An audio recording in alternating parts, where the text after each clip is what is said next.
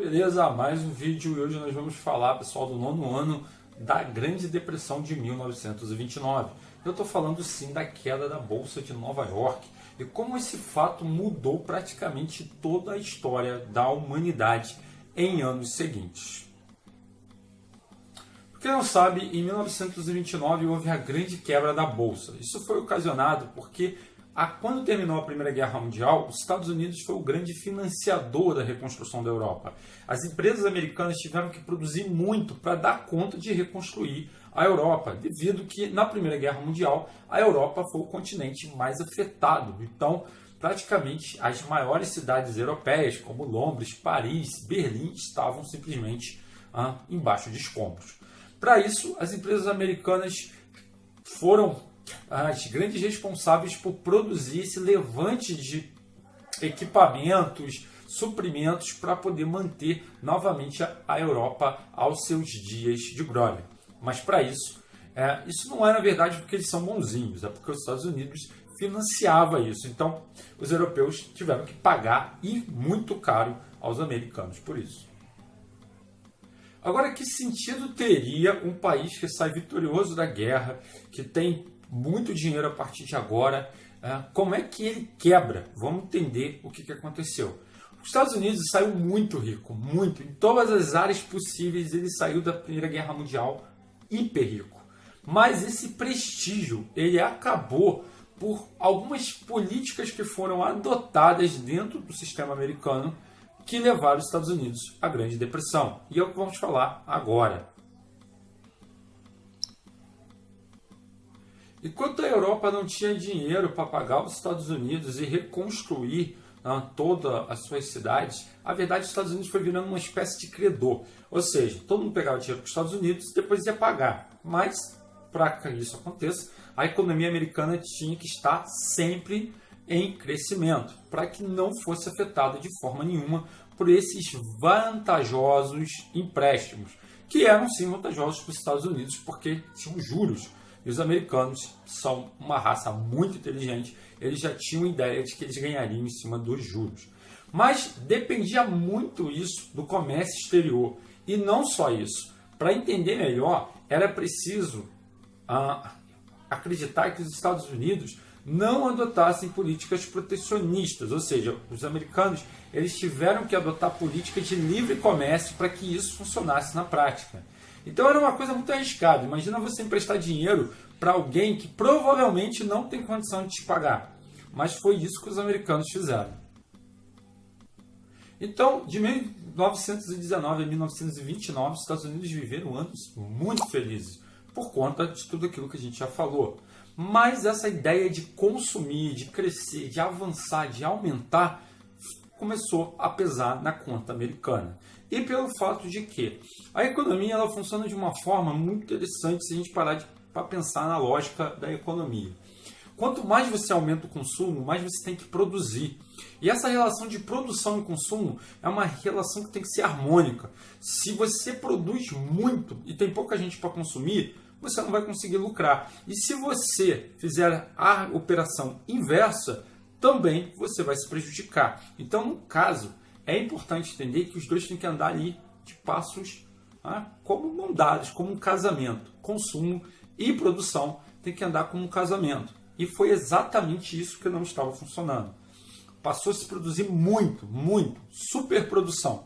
E o consumo não acompanhou isso. Apesar das invenções que apareciam no mundo, como um fogão, um rádio, televisão, geladeira. Então, nessa época, uma coisa que dava muito certo era investir em ações. Afinal, o país está numa fase fantástica, a economia está crescendo, muita produção, vamos investir em ações. Beleza. No dia 24 de outubro do ano de 1929, houve uma quebra, mas uma quebra interminável nessas ações. Inúmeras empresas americanas caíram. Isso aconteceu pelo seguinte: os preços baixos das ações atraiu muita gente, então muita gente comprou ações em baixa. Só que na hora de vender, houve um preço exorbitante, as pessoas cobravam muito caro para vender. Então quem tinha a possibilidade de comprar ações se viu desesperado, porque não tinha como comprar. E quem tinha ações para vender, pelo preço estar alto, não via comprador. Ou seja, a velha e boa bola de neve da economia. Iniciava-se assim a Grande Depressão. Depressão é um termo muito utilizado dentro da economia, principalmente quando as coisas não funcionam. Ou seja, as coisas têm a tendência a desandar, a cair, baixar. E aí, 4 grandes bancos americanos foram à falência dos Estados Unidos da América. Mas, em termos simples, o que levou à Grande Depressão? A resposta que você vai colocar depois nos exercícios da apostila é a crise da superprodução. Nem as pessoas que moravam nos Estados Unidos conseguiam consumir o tanto que os americanos produziam. Então, o que acontece? Se você produz muito, não tem quem comprar, aquilo ali começa a gerar aqueles estoques infindáveis que nunca terminam, e aí, evidente, a gente começa a perder dinheiro. E foi o que aconteceu com os Estados Unidos da América. Então, a superprodução americana criou algumas barreiras aí. Por exemplo, produziram demais e não tinham para quem vender. Concentração de investimentos, dificuldade dos países europeus de pagarem aos Estados Unidos. Então, além dos Estados Unidos estar passando por essa questão da crise interna, os Estados Unidos ainda tinham um problema muito sério, que era justamente que os europeus pagassem o que deviam aos americanos. Houve diminuição da importação americana e, mais do que isso, há atraso nos pagamentos das dívidas. Então você sabe, você, meu amigo brasileiro, sabe que quando você tem uma dívida, o que acontece? Se você não pagar, se você não rolar essa dívida para frente, o que acontece? Praticamente você vai se embolando, porque a dívida ela vai crescendo. Afinal, nós temos uma coisa chamada juros compostos, que existe no mundo para ferrar a sua vida e a minha, beleza? Consequência disso foi o quê? 15 milhões de pessoas desempregadas nos Estados Unidos da América. Uma das maiores crises da história americana. Tá? Talvez até maior do que aconteceu em 2008 até 2011, fazendo uma pequena comparação. Não sei se será maior da que o coronavírus vai causar, mas isso é assunto que nós vamos saber só no futuro. Mas você pode se perguntar assim, mas por que a gente estuda a crise que aconteceu lá nos Estados Unidos da América? Bom, a gente estuda isso porque basicamente o café era o produto que o Brasil vendia para os Estados Unidos. Os Estados Unidos é o maior comprador do café brasileiro. Significa que praticamente quase toda a produção brasileira ia para os americanos. Quando os americanos pararam de comprar o café, o Brasil ficou sem... Vai vender café para quem agora? E exatamente isso que aconteceu. Sacas de café foram perdidas e o Brasil, nosso Brasil que a gente conhece, teve que fazer o seguinte.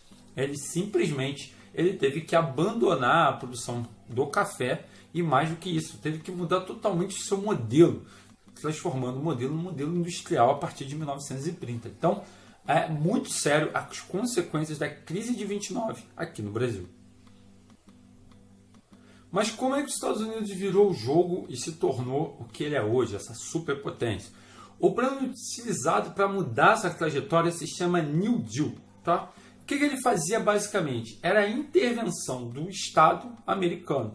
O governo americano intervia diretamente na vida das empresas americanas, das pessoas, para organizar novamente o país. E para minimizar os efeitos da crise, e conter as manifestações populares. Então, é como o governo brasileiro, fazendo uma comparação, pegasse as empresas agora nesse tempo de pandemia e falasse assim, a partir do mês que vem, não se preocupa, o salário dos seus empregadores será pago pelo governo. É mais ou menos isso que o governo fez, ele interviu diretamente na administração das empresas. Apesar das empresas serem, a maioria delas, particulares e possuírem seus donos, o governo achou o único caminho que ele poderia salvar o país da crise era interferir diretamente. E foi isso que fez. Com esse projeto, os Estados Unidos conseguiu reerguer novamente a sua economia. Mas não foi só isso. O governo americano também apoiou diretamente os produtores agrícolas. Assim, os Estados Unidos conseguiu novamente balancear comércio e agricultura, assim se tornando novamente uma grande potência. Quando chegou a Segunda Guerra Mundial, os Estados Unidos viviam um momento novamente de euforia econômica. Então, Ele hesitou participar logo de início na Segunda Guerra Mundial, justamente por isso. A casa estava bem arrumadinha e ele não queria pegar os seus recursos e envolver isso novamente numa guerra.